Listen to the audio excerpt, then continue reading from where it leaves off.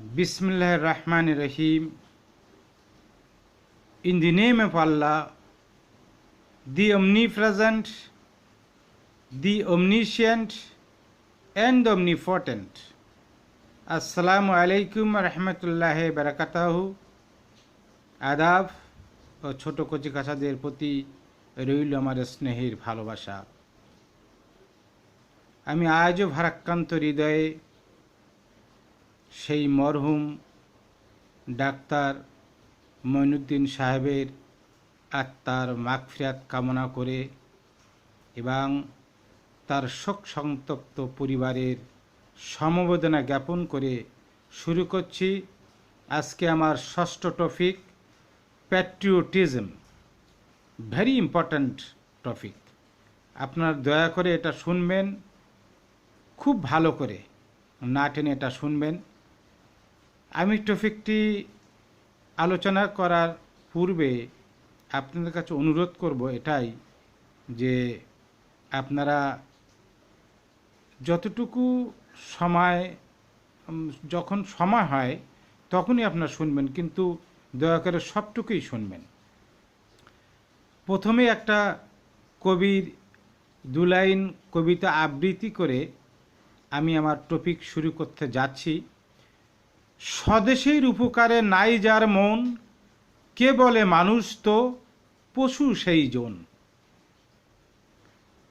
এইবার আমি 1771 থেকে 32 সাল পর্যন্ত, অর্থাৎ অনেক আগের যুগে, 71 সালের পর থেকে আপনারা হয়তো জানেন, যারা 86 অথবা 87 সালে পরীক্ষা দিয়েছিলেন, 11-12 ক্লাসে যারা ছিলেন, তাদের একটা কবিতা ছিল, খুব সুন্দর কবিতা, তারাই পড়েছেন।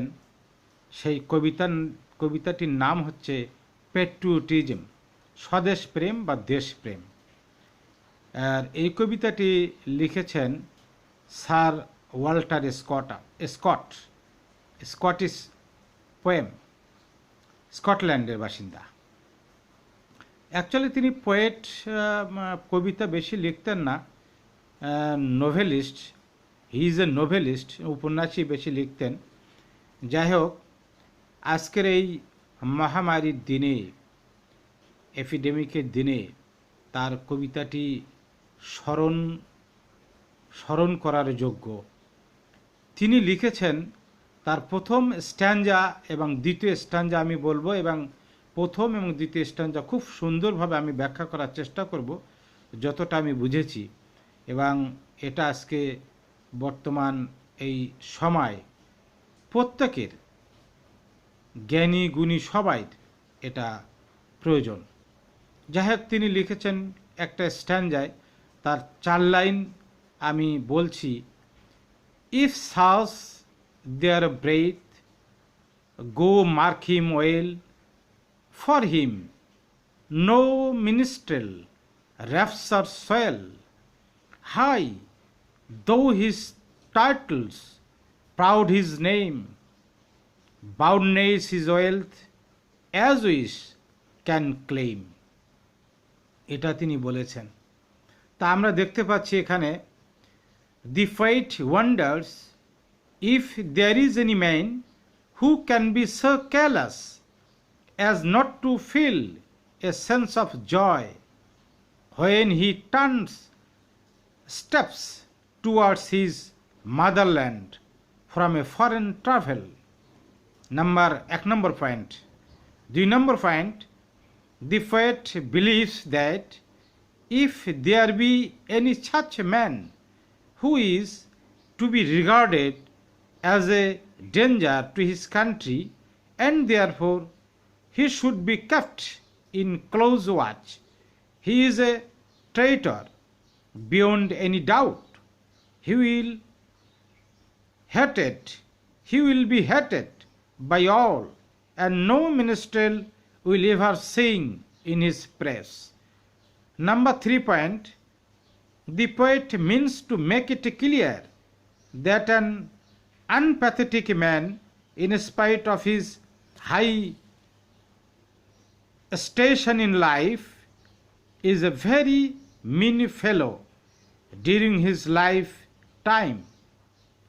He leads a very self-centered life. He is bound to forfeit his honor. এর প্রথম স্ট্যাঞ্জা এখানে বলা হয়েছে, তাই এখন ইংরেজিতে সবাই বোঝে না, আমি একটু ভেঙে আপনাদেরকে বলতে চাই। যাই হোক, অত্যন্ত গুরুত্বপূর্ণ কথা, কারণ আজকের এই দুর্দিনে আপনারা জানেন যে বিভিন্ন জায়গায় আমাদের মাননীয় প্রধানমন্ত্রী তিনি দৃঢ়ভাবে পুরো দেশটাকে তিনি কন্ট্রোল করছেন, আর বিভিন্ন জায়গায় চুরি, বিভিন্ন আত্মসাৎ তো আছেই। তা দয়া করে আমি তাদেরকে হাত জোড়ে রিকোয়েস্ট করব যে এই দুর্দিনে, in rainy season, in evil days, আমি রিকোয়েস্ট করব এ কাজে থেকে বিরত থাকতে। From the core of my life, I would like to say without any hesitation that the people should keep aloof from such heinous activities. কারণ আপনি জানেন আজকে দেশপ্রেমের অভাবে এটাই হচ্ছে। আর দেশপ্রেম কি সেটা কবি স্যার ওয়াল্টার স্কট 1771 সালের পরে কবিতাটি লিখেছেন, এবং এই কবিতাটি অত্যন্ত গুরুত্বপূর্ণ। এখানে বলা হয়েছে, ইফ সাচ দেয়ার ব্রেথ, অর্থাৎ তিনি বলেছেন যে ক্যালাস ম্যান, ইনডিফারেন্ট পারসন, যদি ইনডিফারেন্ট পারসন থাকে দেশের মধ্যে, if there is a callous person in the country, we cannot depend on him because he can harm to the he can make a harm to the country. So তিনি আবার এই জন্য বলেছেন খুব সুন্দরভাবে, he should be kept in close watch, he should be closed in close watch, তার নজরদারিতে রাখতে হবে, কারণ হি ইজ এ ট্রেইটার, সে যে বিশ্বাসঘাতক। কারণ আমরা জানি যে বর্তমান অনগোয়িং ডিভাস্টেটিং করোনা ভাইরাস, যে করোনা ভাইরাসে হাজার হাজার মানুষ মারা যাচ্ছে, এই হাজার হাজার মানুষের মৃত্যুর মধ্যেও আমাদের প্রধানমন্ত্রী যে বলিষ্ঠ কণ্ঠে যে দায়িত্ব নিয়েছেন, এই দায়িত্বে যারা অবহেলা করবেন তাদেরকে শাস্তি পেতেই হবে। এবং আপনি জানেন, মুখে বলা সহজ, it is easy to say, but difficult to do. মুখে বলা সহজ, কিন্তু কাজ করা খুবই কঠিন। আমি এই মুহূর্তে লাইভে এসেছি, actually it is raining cats and dogs outside. আসলে ভালোই দিন, আপনারা শুনতে পাচ্ছেন যে cats and dogs outside, rain drop is falling, so এটা আপনারা শুনতে পাচ্ছেন। যাই হোক, আমাকে একটু জোরে বলতে হচ্ছে। তা আমরা ক্যালাস পার্সনদের প্রতি এই দৃষ্টি রাখবো, আর যে ট্রেইটার, বিশ্বাসঘাতক আমরা এখান থেকে জানলাম, তার প্রতি আমরা নজরে রাখব, কারণ he can make any harm to the country, কারণ হি ইজ এ ট্রেইটার। মানে কবি কি সুন্দরভাবে বর্ণনা করেছেন, আমি তার আগেই বর্ণনা করে 4 লাইনে, সেই 4 লাইন আমি বর্ণনা করেছি। আবার ইনি সেই কবিতার 4 লাইনের মধ্যে বলেছে যে গো মার্ক হিম ওয়েল, তার প্রতি সুন্দরভাবে নজরদারিতে রাখতে হবে। For him no minstrel rapture soil, for him no minstrel, কোনো চারণ কবি র্যাপচার, অর্থাৎ তার সম্পর্কে কেউ উল্লাসিত হয়ে কিছু করবে না। সোয়েল ভেরি এক্সেলেন্টলি, অর্থাৎ ভেরি ওয়েল, সুন্দরভাবে। এটা হচ্ছে অ্যাডভার্ব, সোয়েল হচ্ছে এখানে অ্যাডভার্ব, যেমন ওয়েল অ্যাডভার্ব, সোয়েলও অ্যাডভার্ব। র্যাপচার এখানে ভার্ব, যে শব্দটা এসেছে নর্থ আমেরিকান শব্দ থেকে, নর্থ আমেরিকান শব্দ এটা, এই র্যাপচার। পরের স্ট্যান্ডে তিনি সুন্দরভাবে বলেছেন যে হাই দৌ his titles, proud his name. অর্থাৎ আপনারা জানেন অনেক মানুষ এই দেশে বসবাস করে, অনেকের পিএইচডি ডিগ্রি আছে, অনেকেই বিদেশ থেকে বড় বড় ডিগ্রিধারী, কেউ কেউ ডিলিট উপাধি নিয়েছেন এবং বিদেশ থেকে বড় বড় প্রজেক্ট নিয়ে এসেছেন। তা র্যাঙ্ক অনেক বেশি, পজিশন অনেক বেশি, কোনো লাভ নেই, ওই সমস্ত ব্যক্তির কোনো লাভ নেই। কেন? যদি if they are self content, তারা যদি আত্মকেন্দ্রিক হয়, যদি they can not come forward to help the poor in distress, অর্থাৎ দুঃখের মধ্যে যে গরিব মানুষেরা আছে তাদেরকে যদি, তাদের সাহায্যে যদি এগিয়ে না আসে, তো ওই মানুষের কোনো দাম নেই। দো হি possesses a high position in the society, but in the society his position is valueless. After his death or in his living, no one can mourn or no one respects him. You have to believe it very carefully. Otherwise, অন্যভাবে কবি এখানে বলেছেন যে high though his titles, proud his name, তার নাম যতই গৌরব হয়, গৌরব যতই হোক, তার কোনো দাম নেই। বিদেশ থেকে যতই তিনি ডিগ্রিধারী হোক আর যাই পাক না কেন, তাই সমাজের যত উচ্চমানের লোক হয় না কেন, তাকে কেউ গর্ববোধ করবে না। তারপরে বলেছেন boundless is wealth as which can claim, কেউ দাবি করবে না যতই সে তার সম্পদের পাহাড় থাক। In spite of his wealth and money, none can praise him, none can respect him, because he is self concentrate, he can not come to help the needy people in time or on time. সুতরাং এটাকে ভাবতে হবে।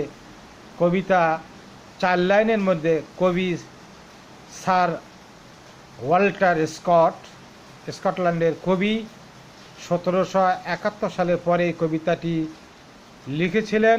তার স্ট্যাঞ্জা এখানে 4 line, first স্ট্যাঞ্জা, আর first স্ট্যাঞ্জা না, 4 line কবিতা আমি পড়ে আপনাদেরকে ইলাস্ট্রেট করলাম। আর একটা জিনিস এখানে আপনাদের মনে রাখতে হবে যে the poet means to make it clear that an unpatriotic man in spite of his high station in life is a very mean fellow. Mean আসলে নিচু, ফেলো হচ্ছে ব্যক্তি, নিচু মানের লোক। During his lifetime, he leads a very self-centered life.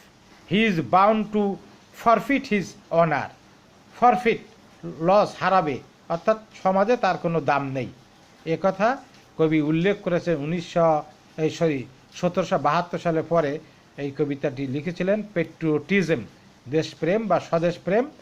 আর এই কবিতাটি ছাত্রছাত্রীরা পড়েছেন ওই সময়ে, অর্থাৎ 86-87 সালে এই কবিতাটি পাঠ্য বইয়ে এই কবিতাটি ছিল। যারা পড়েছিলেন তারা জানেন, আর যারা এটা পড়াইছিলেন যারা, তারাও জানেন। আর যদি কেউ এখনও পড়েন তাহলে জানতে পারবেন। কবিতাটি অত্যন্ত গুরুত্বপূর্ণ, very significant at this moment. আর আরেকটা স্ট্যাঞ্জা 3 লাইন পড়ে এই কবিতাটি আপনাদেরকে আমি মিনিংটা আসলে কি বলতে চেয়েছেন স্যার ওয়াল্টার স্কট তার 3 লাইন আমি পড়ছি। and doubtly dying shall go down to the vile dust from where he sprang, unwept, unhonored, and unsung.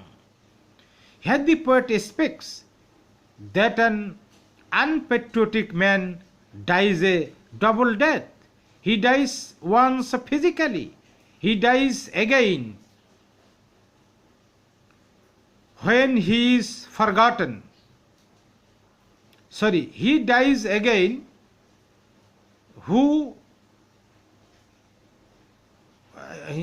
he dies again when he is forgotten, right?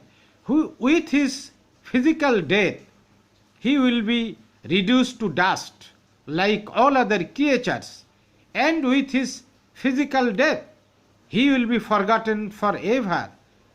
No one will mourn his death, no minstrel will ever sing in his praise. Thus he will be deprived of honor. In conclusion, we deem clearly that a patriot is honored by all.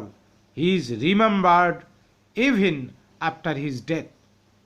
অর্থাৎ and doubtly dying shall go down to the vile dust from whence he sprang, unwept, unhonored, and unsung. অর্থাৎ বলছে যে ডাউটলি adverb, dyeing adjective, অর্থাৎ মারা যাচ্ছে এই রকম, যে মারা গেছে এই রকম ব্যক্তি, শ্যাল গো ডাউন, সে নিচের দিকে চলে যাচ্ছে, কোথায়? অর্থাৎ টু দি ভাইল ডাস্ট, এই ধুলোকণার মধ্যে, ফ্রম হেন্স হি স্প্রাং, যে ধূলিকণা থেকে তাকে তৈরি করা হয়েছিল সেই ধূলিকণার মধ্যে তাকে দিয়ে দেওয়া হচ্ছে, কিন্তু তার জন্য কেউ কাঁদবে না। কবি বলেছেন তার জন্য কেউ কাঁদবে না, because he is selfish, he is self centred. হ্যাঁ, তাই বলেছেন যে আনওয়েপ্ট, কেউ কাঁদবে না, আনঅনার্ড, কেউ সম্মান দেখাবে না, অ্যান্ড আনসাং, কেউ তার জন্য গান গাইবে না। তা এখানে সুন্দরভাবে কবিতার মধ্যে কবি স্যার ওয়াল্টার স্কট সুন্দরভাবে বর্ণনা করেছেন। তাই আমি এই পরিপ্রেক্ষিতে দুই একটা কথা বলতে চাই খুব সংক্ষেপে। আজকে আমরা এই ক্লান্তির লগ্নে, ডিভাস্টেটিং করোনায় সমস্ত সারা বিশ্বে আজ আক্রান্ত, আজকে আমাদেরকে জাতি, ধর্ম, বর্ণ নির্বিশেষে সবাইকে, আজকে আমরা কে কোন দল করি এসবগুলো না করে আমাদেরকে বিভিন্ন গোলটেবিল বৈঠক করে, তারপরে টক শোর মাধ্যমে বিভিন্ন একটা কেউ ভালো কাজ করলে তার বিপরীতে না ও কাজ করা হয়নি, এ সমস্ত কথা বলে লাভ নেই। আপনি এগিয়ে আসুন, সব কাজ ফেলে রেখে জাতি, ধর্ম, বর্ণ নির্বিশেষে এগিয়ে আসুন, মানুষদেরকে বাঁচায়, যে মানুষরা আজকে অসহায়, নিরুপায় হয়ে আছে। সুতরাং সেই প্রকৃত দেশপ্রেমিক। তিনি বলেছেন, হি is a true Patriot who comes forward to help the people. সেই হচ্ছে প্রকৃত দেশপ্রেমিক। আজকে এই দুর্দিনে বোঝা যাচ্ছে কারা দেশপ্রেমিক আর কারা দেশপ্রেমিক না। মাননীয় প্রধানমন্ত্রী শেখ হাসিনা যে গাইডলাইন দিয়েছেন, ওই গাইডলাইনভাবে সবাইকে কাজ করতে হবে। আমি এখানে লাইভে দালালি করতে আসিনি, আমি জাস্ট সত্য কথা বলতে এসেছি।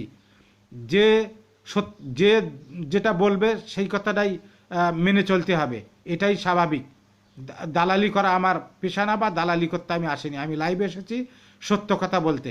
তিনি সব জায়গায় ব্রিফিংয়ে সবসময় খোঁজখবর রাখছেন, এবং বিভিন্ন সময় আমি দেখেছি যে এই পিপি নেই, এই আপনার বিভিন্ন মনে করেন যে প্রবলেমগুলো, এসব না করে তার সাথে কথা বলুন, যারা এই বিষয়ে এক্সপেরিয়েন্স, তাদের সাথে কথা বলে সমঝোতায় এসে এই রকম বিভিন্ন মিডিয়ায় এরকমগুলো না ছড়িয়ে সাধারণ যারা মানুষ, আজকে বিশ্ব আজকে সব নীরবতায় রয়েছে, এটা বুঝতে হবে যে আমাদের পাপের ফলে বিশ্ব আজকে দেখতেছে যে এতদিন পর্যন্ত আমার উপর যে অত্যাচার অন্যায় করেছো, এইবার দেখো আমি এইবার দেখতেছি, আমি হাসতেছি। আজকে আমরা যে রাজপ্রাসাদে থাকবো, সেই রাজপ্রাসাদে আজ যে আমরা না থেকে বসবাস করতেছে কারা? বিভিন্ন জীবজন্তু পাখিরা, তারা আনন্দে নাচতেছে। আজকে এটা আমাদেরকে অনুধাবন করার সময় এসেছে। আমরা অনেক অত্যাচার করেছি এই পৃথিবীর উপর, এই অত্যাচার থেকে আমাদেরকে বাঁচতে হবে। আর আগামী দিনে আমি ভবিষ্যৎ বাণী, অর্থাৎ আমি সামনে এগিয়ে যাওয়ার জন্যে মাননীয় প্রধানমন্ত্রী সহ যারা গণ্যমান্য ব্যক্তি এবং বিশ্বের যারা গণ্যমান্য ব্যক্তি সকলের দৃষ্টি আকর্ষণ করে বলতে চাই, যদি আমরা এই মহামারী থেকে, আমি বাঁচব কিনা তাও জানি না, যারা বাঁচবেন তাদেরকেও বলি, আর জীবনে যেন কখনো কোনো মানুষের উপর অত্যাচার করা না হয়, অপারেশন করা না হয়, কোনো মানুষ যেন মেন্টাল স্ট্রেস, মেন্টাল ডিপ্রেশনে না ভোগে। এবং আপনারা জানেন এই যে মহামারী থেকে আমরা যদি থেকে বেঁচে উঠি, আল্লাহ যদি বাঁচিয়ে রাখেন, তা আমাদের মধ্যে অনেক কষ্ট হবে এটা রিকভার করতে।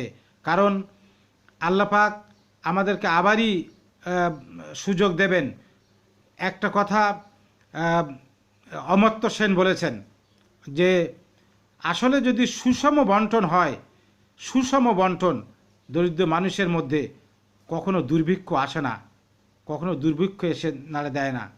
যাই হোক, আমি ছোট ক্ষুদ্র মানুষ, আমার ক্ষুদ্র জ্ঞানে যা বলেছি আপনারা সবগুলো শুনবেন, ভালো থাকবেন, কোয়ারেন্টাইন মেনে চলবেন, সোশ্যাল ডিস্টেন্স মেনে চলবেন, হ্যান্ড ওয়াশিং করবেন। এবং আমি আরও আমার একটু দুঃখ লাগে, পরিশেষে আমি বলতে চাই, সবচেয়ে যে ক্ষমতাধর ব্যক্তি আমেরিকা এবং ডোনাল্ড ট্রাম্প অলরেডি ইতিমধ্যে ঘোষণা দিয়েছেন যে তিনি আর বিশ্ব হেলথ অর্থাৎ ওয়ার্ল্ড হেলথ অর্গানাইজেশনে টাকা বরাদ্দ দেবেন না। এটা আমি শুধু না, সমস্ত মানুষ এতে অত্যন্ত কষ্ট পাবেন। আমি আমার ছোট্ট মানুষ এই ভিডিওর মাধ্যমে অবগত করতে চাই যে আপনি এইটা থেকে পিছিয়ে আসুন। এটা আপনি কাইন্ডলি কাজ করবেন না, তাহলে যে অনেক মানুষ আছে, অনেক দেশ আছে এখান থেকে সাহায্য পায়, সেই সাহায্য থেকে বঞ্চিত হবে। সুতরাং আমি রিকোয়েস্ট করব, I would like to request Donald Trump to reject his proposal, reject what he has told earlier. Actually আমি তাকে বলবো এটা থেকে ফিরে আসতে, he has to come back from this। এই জিনিসটা না করতে আমি তাকে অনুরোধ করব। আপনারা সবাই ভালো থাকেন, সুস্থ থাকেন, আর সব কিছু মেনে চলেন। আল্লাহ হাফেজ।